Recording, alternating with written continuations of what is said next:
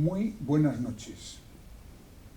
Una de esas frases que yo creo que prácticamente todos los españoles recordamos y que a veces la hemos adjudicado con error es aquella que dice «¿Qué país Miquelarena?», cuando nos referimos a un hecho sorprendente, a algo que llama la atención y que nos sorprende por ser algo al mismo tiempo muy español.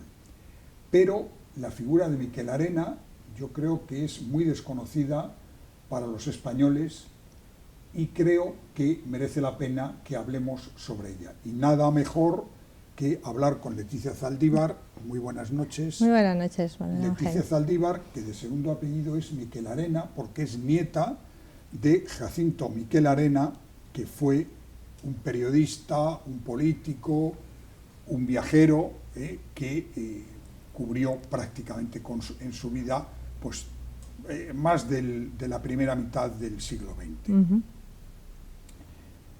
Leticia Zaldívar acaba de presentar un libro que se titula precisamente «¿Qué país Miquelarena?», que es una biografía de Jacinto Miquelarena basada en una tesis doctoral que ella ya ha leído y por tanto ella es ya doctora, concretamente doctora en Filología Española por la Universidad de Zaragoza.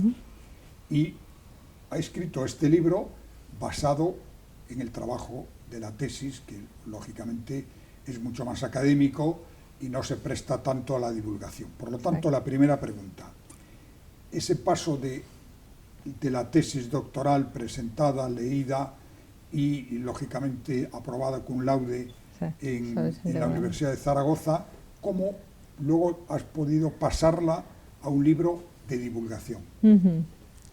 Bien, pues lo primero es que para mí fue una idea desde que era estudiante en la Universidad de Filosofía y Letras de Zaragoza, que yo quería sacar del olvido a Jacinto Miquelarena. Los padres de mis amigos decían, hombre, Miquelarena, ¿qué país Miquelarena? Algunos periodistas también hablaban de ello, pero la gente de mi edad, y ya ni te digo cuento, los más jóvenes, nadie sabía quién era Jacinto Miquelarena. Luego, por otro lado, al ser un personaje que había vivido por el mundo, pues yo no tenía nada, casi nada. Y fueron hechos fortuitos y fantásticos los que me fueron haciendo que yo pudiera recoger durante años y poder hacer esta tesis, y gracias al profesor Calvo Carilla, José Luis Calvo Carilla, que me animó siempre, ¿no? Y entonces conseguí, fue un maratón de muchas horas, miles de horas, mientras trabajaba además como profesora de lengua y literatura, y bueno, entonces pude recoger pues 1500 páginas, en total era la tesis, y por supuesto el libro que he hecho ha sido recortado, pero está la esencia y creo que ha quedado mucho más, lógicamente más ameno y más fácil para la lectura, pero es apasionante, es la vida de un personaje apasionante que compensa hoy volverlo a tener delante. Bien, antes de proseguir, la famosa frase de «¿Qué país Miquelarena?», mucha gente se la ha atribuido al propio Miquelarena, cuando realmente es en una conversación que él tiene con Mourlán Michelena, que es el que se le dirige a él y le dice «¿Qué país Miquelarena?», cuando ven algo sorprendente, muy español, muy de nuestra propia idiosincrasia. Sí. Bien. Jacinto Miquelarena, ¿cómo podrías definir a tu abuelo para que desde el presente lo podamos entender? Sí. Pues Jacinto es el hijo de una familia burguesa de Bilbao, que nace en 1891, en un momento en que había un gran interés, cuando hablamos de que ahora los niños tienen que ir a Estados Unidos y a Inglaterra, no, en Bilbao ya era normal, frecuente, que los hijos iban a estudiar francés, como hizo Jacinto, le mandaron muy pequeño a Saint-Genet, al colegio de Burdeos, y después a Inglaterra. Entonces ya empezó a estar muy separado de su familia por estos estudios, y en Liverpool, donde estaba mejorando su inglés, él decide que quiere ser periodista. Y entonces ya empieza, solo con 16 años, 18, empieza a mandar a su padre para que en el periódico de Bilbao en el noticiario bilbaíno, publique ella con sus iniciales, James Mac, lo que veía.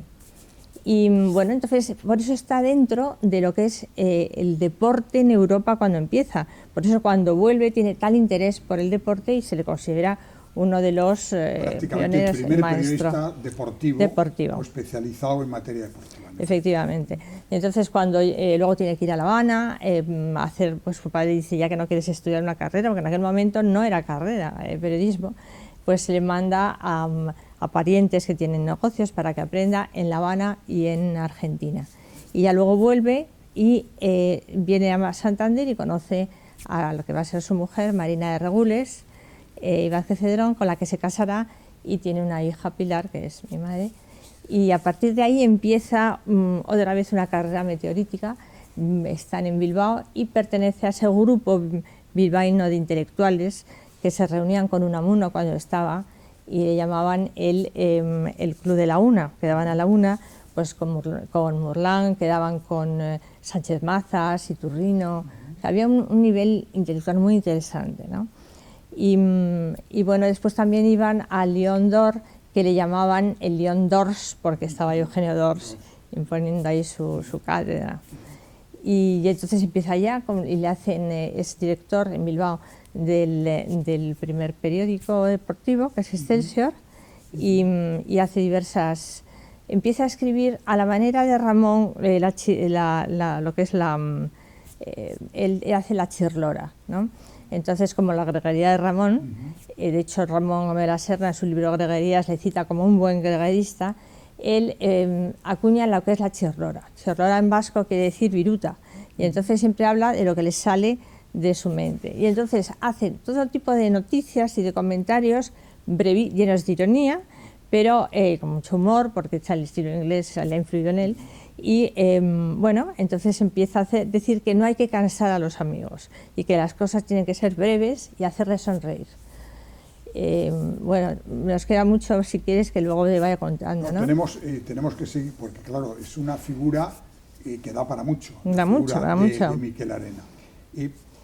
Su vinculación con Santander, acabas de contarnos que él conoció a una Marina de Regules, que vivía aquí en Los Arcos. Con ella, pero el padre ya había construido una casa en Colindres. Efectivamente. Una casa que yo creo que todavía se conserva. Sí, desgraciadamente mal conservada.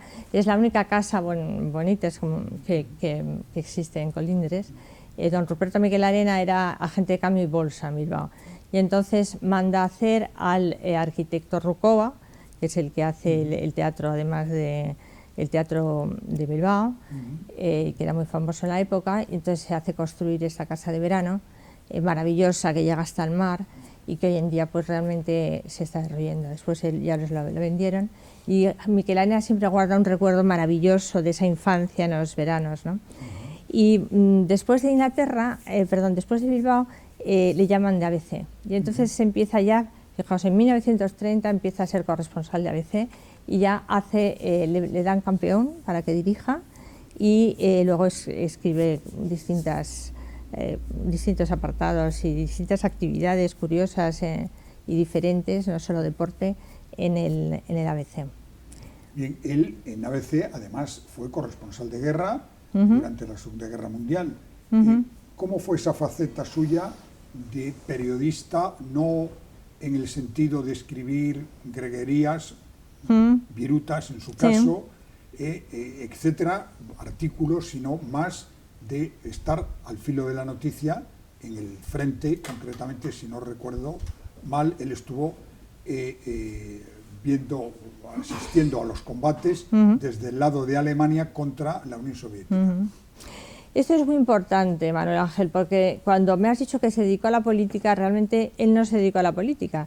Él simplemente en Madrid tenía algo que no podemos olvidar, que es que iba a las tertulias de la Ballena Alegre. Y entonces, claro, ahí aparece José Antonio también, y Primo de Rivera, efectivamente. Y entonces, entre varios, hacen el Cara al Sol. Y Jacinto hace concretamente Volverá a reír la primavera y que en España vuelve a amanecer. Bueno, lo hacen entre todos, etcétera, y les denuncian, y entonces en la República les condenan a muerte, le condenan a muerte a Jacinto el 18 de junio, cuando ya está, ¿no? Por ser del ABC y por pertenecer a la Ballena Alegre. Y entonces, gracias a que ha estado en Argentina y que además le habían nombrado posteriormente en la Nación corresponsal, logra asilarse en la Embajada Argentina 7 meses y luego ya se escapa, se puede escapar y vuelve a meterse en España. Y ahí es y ahí entonces le hacen primer director de Radio Nacional de Salamanca. Y muchos de los términos que hoy en día se saben de la radio son creados por él. Pero cuando ya acaba la guerra no quiere ningún cargo político, no quiere nada y se va a Argentina. Pero antes se va efectivamente como tú dices, a la guerra. Y entonces es realmente trágico cómo va describiendo su entrada, lo que es Alemania, cuando entra en Rusia, dice que es lo peor que ha visto en su vida, lo que Tesalónica. Y entonces lo que pasa es que siempre él es un hombre muy elegante por dentro y por fuera, de tal manera que hasta lo más dramático intenta siempre acabar con una sonrisa, con un pensamiento de paz, ¿no? Es un hombre totalmente en contra de lo que es está totalmente enemigo de la guerra.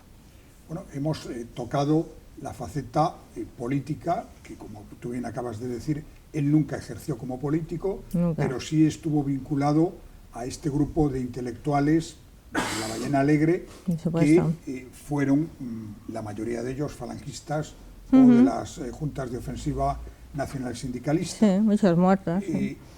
Después, ¿cómo evolucionó él políticamente? Pues él políticamente es curioso, pero no evolucionó, es decir, siguió siendo un hombre independiente. Se fue a Argentina, como digo, 7 años que estuvo totalmente separado de España como corresponsal de EFE, ya estaba muy lejos, decía, es que he acabado en España. Y entonces vuelve y sí le dan la corresponsalía de ABC en Londres. Y ahí sí es muy importante, porque entonces Duque de Alba, que estaba de embajador, le llama, junto a otros insignes periodistas, les llama, y hay una escena preciosa en la que tenemos unas fotos, en la que intenta de alguna manera hacer que España sea reconocida por Europa. Y tiene concretamente una larga conversación personal con Miquel Arena y también con el embajador inglés en España. Esa fue su participación. Bien, hemos pasado casi por alto algo que yo creo que es muy importante, que es su figura como cronista de deportes, como periodista deportivo, en un momento en el que eso parecía algo, digamos, extraño, casi carnavalesco, porque bueno, no había tradición en los periódicos de dedicar información al deporte.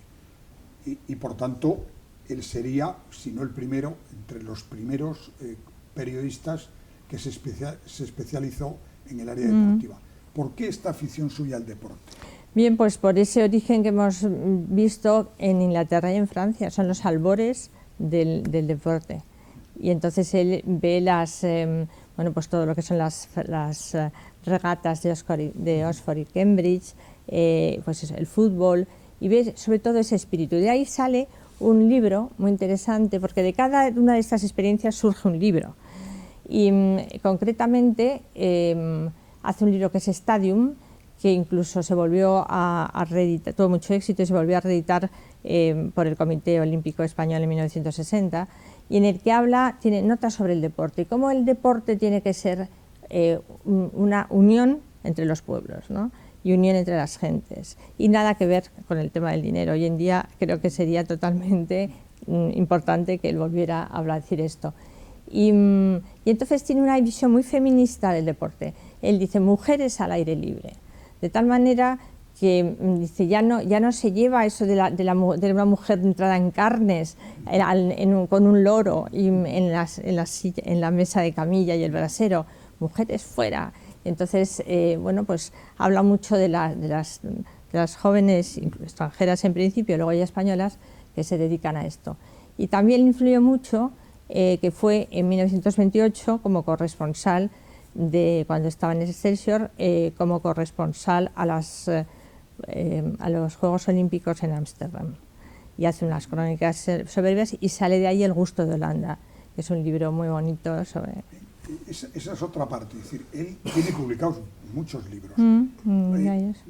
¿De qué trataron esos libros? Haznos, por favor, un poco un repaso de la bibliografía que tendríamos ahora de Miquel Arena. Sí, pues mira, estoy además deseando volver a reeditarlos, ese es mi fin. Va por épocas, de tal manera que cuando va a Ámsterdam hace El gusto de Holanda, en el que habla como buen vasco, además es un gran amante de la comida y de la buena comida, y entonces habla de la comida, de cómo es Ámsterdam, de cómo es y a la vez mandaba por otra parte al periódico los comentarios. Bien, eso es Ámsterdam. Después daros cuenta que viaja a Nueva York, cuando nadie viajaba. Tenemos muy poco lo que es automática, la ciudad automática de Cama, y lo posterior Lorca, pero entonces él había que ir en barco y se tardaba. Bueno, claro. Y entonces él va a Nueva York y entonces escribe Pero ellos no tienen bananas, que es la letra de un Fox que arrasó en Europa y América, y que, muy famoso. Y entonces es la visión que tiene de lo que es Nueva York. Al final, entonces es muy vanguardista todo lo que él escribe, porque es breve, son greguerías, todo muy breve y audaces. Y después, después tiene un libro de viajes, porque era el gran viajero, le llamaban el caballero del coche cama, y habla sobre el placer de viajar. Dice, aquel que viaja y no se asombra es que es tonto. Entonces, por eso Miquel Arena siempre tiene unos ojos asombrados, como de niño. Posteriormente, de su asilo en la Embajada Argentina, escribe un libro importantísimo, que es El otro mundo, en el que él escribe esos 7 meses, lo que son, que además iba continuamente el jefe de las brigadas del Amanecer, tenía puesto su punto en matarlo, y como quieren asaltar la embajada, sale el encargado de negocios, López Quesada, que es un héroe, defendiéndole, y ahí escribe El otro mundo, y posteriormente cómo fui ejecutado en Madrid, porque se corrió, de tal manera que tuvo que tener un seudónimo, El fugitivo, porque estaba condenado a muerte, como hemos dicho, y a su hija la querían venir a buscar a Santander, era una niña, para matarla también. Entonces escribe B23. Y de ahí gana el Mariano de Cavia con un artículo que se llama Bonificación, y lo firma como El fugitivo, y lo gana. Y después escribe en Argentina, es muy curioso, porque habla en Argentina da muchas conferencias, etcétera, y después escribirá una obra en el 40, que es la única novela que tiene, es una novela de 1900, que recordamos que es el momento justo de la época de mucha tristeza, de posguerra, ¿no? Y es el único libro que salta esto, y él quiere hacer una novela simpática, romántica y llena de humor, que es Don Adolfo el Libertino, es su única novela, ¿no? Estamos hablando de su faceta como escritor, en el sentido no ya de periodista, que también era escritor, obviamente, sino de novelista y ensayista que va reflexionando sobre determinados asuntos. Bueno, ¿cómo se ve ahora la figura de Miquel Arena en el presente? No se ve. El problema es que no se ve. Y no se ve porque, la izquierda lo despreció como a toda lo que fue la generación de prosa del 27, que es mayoría gente de derechas, y se considera que solamente la izquierda es la intelectual. Entonces ha sido por ello silenciado, o llamado fascista o absurdo, porque no lo era. Y después, por otro lado, también me parece que, por otra parte, la derecha lo asfixió, puesto que ABC Como sabemos, a veces fue, pues consideramos que el gran autor de su muerte, después de haber estado trabajando más de 30 años con ellos. ¿Y eso? Bien, eso entre el mundo periodístico y literario se conoce.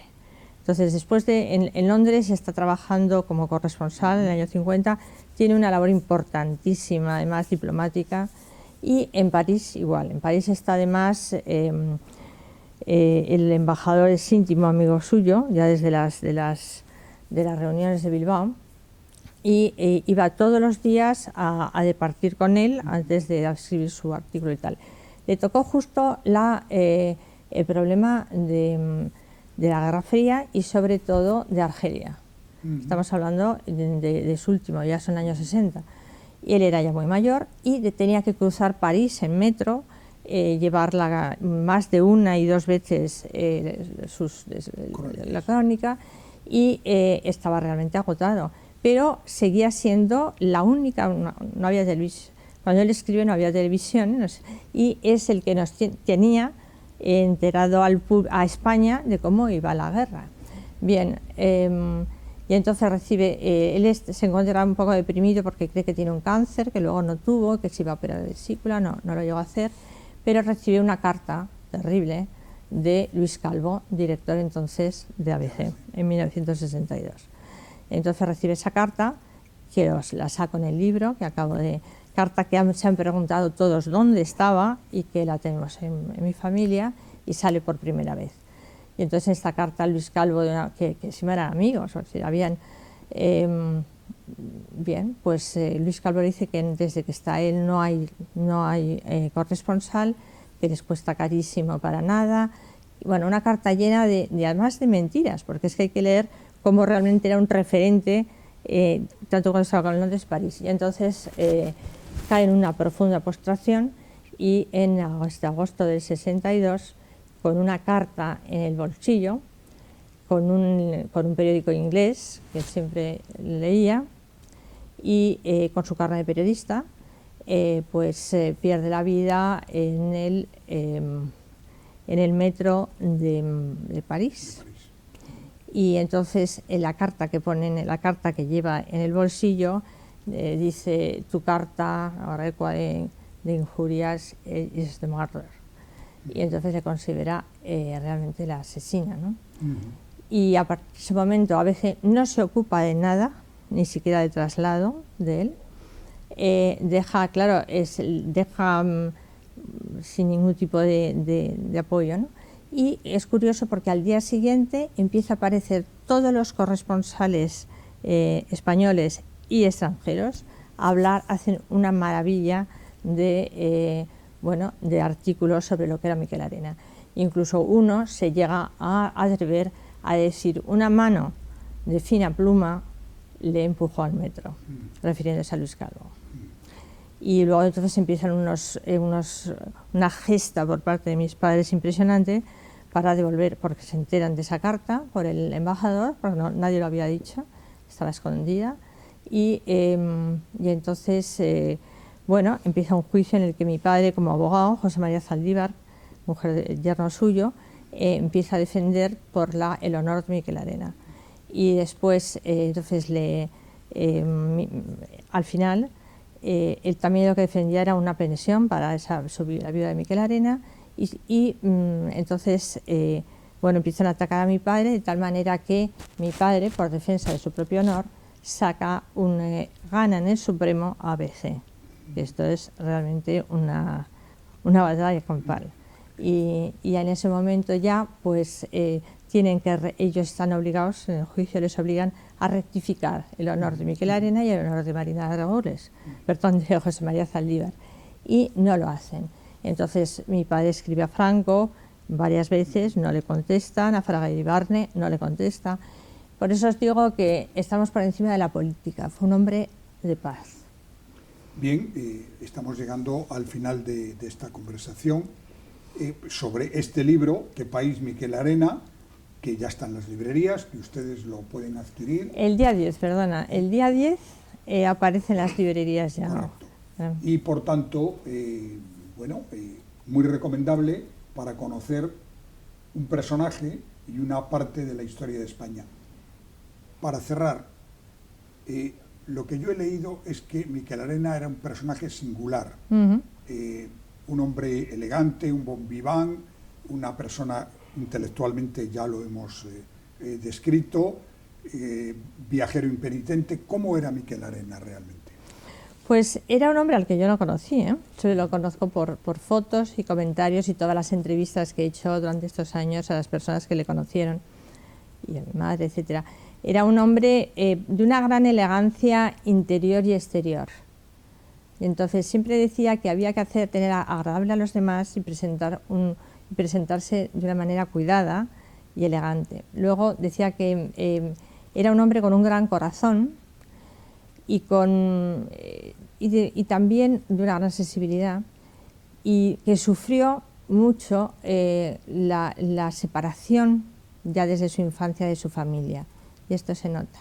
Y luego realmente todo el mundo le admiraba, o sea, era un hombre, le llamaban el caballero de 1,80, porque en aquella época no era frecuente medir 1,80, le entusiasmaba la moda inglesa, iba vestido realmente maravillosamente, y luego era muy guapo. Entonces, todo él era estética, corazón y humor, de tal manera que incluso las más trágicas situaciones, como la de la que cuento en El otro mundo, o como la que cuento cuando está en Rusia, etcétera, siempre hay algo de humor que deja al lector siempre con una sonrisa. Y luego, indudablemente, la gente le quería muchísimo, le divertía, porque era la salsa de todas las reuniones. Y bueno, se me ha olvidado que funda la ametralladora y luego la codorniz con Tono y con Miura. Y ese sentido de humor hace que la gente siempre desee su compañía, ¿no? Pues muchísimas gracias a Leticia Zaldívar. Recomendar este libro, ¿Qué país, Miquel Arena?, porque, como hemos dicho antes, no solamente refleja una parte de la historia de España, sino que nos descubre un personaje realmente apasionante, lleno de matices y con muchísimo contenido. Muchas gracias y buenas noches. Muchas gracias a ti, Manuel Ángel, por estar aquí, y a todos los que nos están viendo.